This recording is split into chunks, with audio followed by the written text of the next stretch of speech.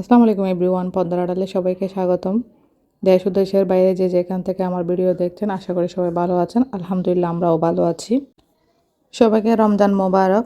আসলে আমরা পুরো বছরে একটা মাসের জন্য অপেক্ষা করে থাকি, মাহে রমজান।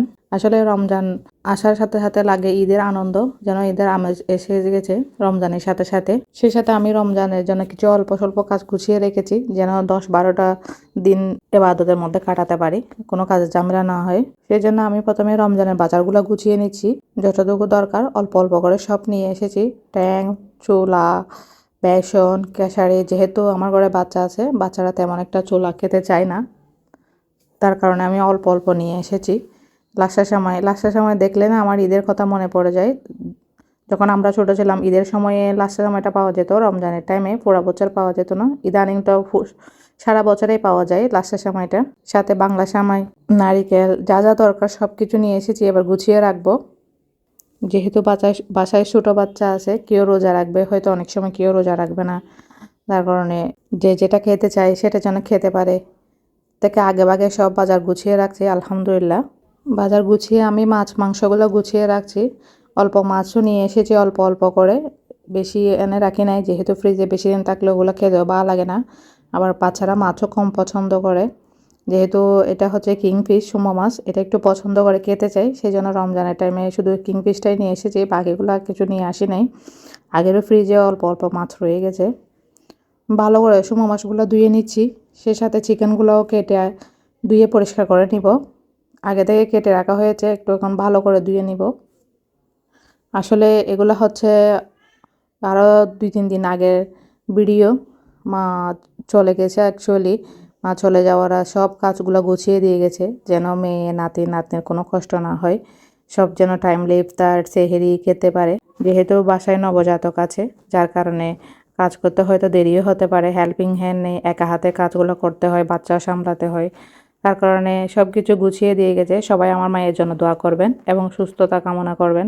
আল্লাহ যেন তাকে নেক হায়াত দেয়, সুস্থ রাখে এবং ভালো রাখে। কথা বলতে বলতে আপনাদের সাথে আমার মাছ প্রায় পরিষ্কার করা একদম কমপ্লিট হয়ে গেছে।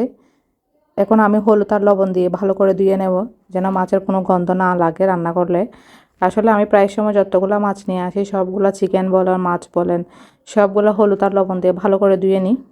ধুয়ে একদম প্লেটে নিয়ে নিয়েছি। এখন আলাদা আলাদা বক্স করে নিয়ে নেব। কিছু মাছ বিরিয়ানি বানার জন্য আলাদা করে রাখবো, যেহেতু আমরা 4 জন মানুষ, বেশি রাখবো না, অল্প অল্প করে রাখবো। আবার কিছু রান্না করে খাবো, এইভাবে রাখবো।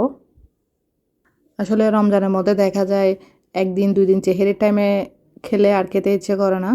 আসলে ইফতারের টাইমে তো কোনো ভাত খাওয়া হয় না, রাতে সেহরিটাই খাওয়া হয়, যার কারণে অল্প অল্প করে রান্না করার জন্য অল্প অল্প করে ভাগ করে রেখে দিচ্ছি। কমপ্লিট হয়ে গেছে আমার মাছ, একদম বক্স ভরে রেখে দেবো ডিপ ফ্রিজে। সে সাথে চিকেনগুলোও আগে থেকে ধুয়ে রেখে দিচ্ছি। চিকেনগুলো ক্লিন করা হয়ে গেছে, এখন আমি ভাগ করে করে রেখে দিচ্ছি যতটুকু দরকার, যেহেতু বাচ্চারা খাবে। সেহরির টাইমেও দেখা যায় বাচ্চারা মাছ মাংস কোনো কিছু তেমন খেতে চায় না, চিকেন হলে তবু খেতে চায়। যেহেতু রোজা রাখবে, হেলথের দিকেও খেয়াল রাখতে হচ্ছে, যেন পেট ভরে ভাতটা খেতে পারে, পুরা দিন যেন ক্লান্ত হয়ে না যায়। চিকেনগুলো আমার বক্স করা রেডি হয়ে গেছে, এখন আমি ডিপ ফ্রিজে রেখে দেবো বক্স ভরে ভরে। আগে থেকে আমি ডিপ ফ্রিজ ক্লিন করে রেখেছি, ক্লিন করে টমেটো ফ্রোজেন করে রেখেছি, সেই সাথে বক্সগুলোও রেখে দিয়েছি সাইড সাইড করে।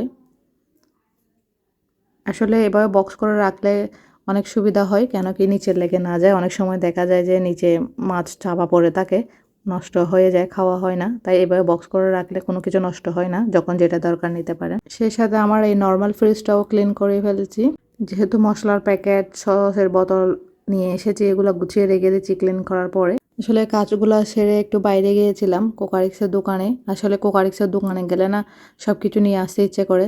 আমি জানি না আমার মতো কার কার এরকম ইচ্ছে হয়, দেখলেই সব কিছু কিনতে ইচ্ছে করে, এবং ঘর সাজাতে কার না ভালো লাগে। আসলে বাড়া বাসার মধ্যবিত্তদের অনেক শখ থাকলেও সাধ্য থাকে না, এরকম একটা কথা। যেটাই দেখি নিতে ইচ্ছে করে। বাসায় এসে মিষ্টি আলু সিদ্ধ দিচ্ছি, আমার মেয়ে অনেক পছন্দ করে এই মিষ্টি আলুটা খেতে। সাথে অল্প কিছু ফ্রুট নিয়ে এসেছি, যেহেতু রমজান। আপনাদেরকে আরও একটা কথা বলে রাখছি, যারা এখনও সাবস্ক্রাইব করেননি প্লিজ সাবস্ক্রাইব করবেন। যারা সাবস্ক্রাইব করেছেন তাদেরকে অসংখ্য ধন্যবাদ। আমার এই ছোট্ট ভিডিওটা যদি ভালো লাগে বেশি বেশি লাইক করবেন এবং শেয়ার করবেন।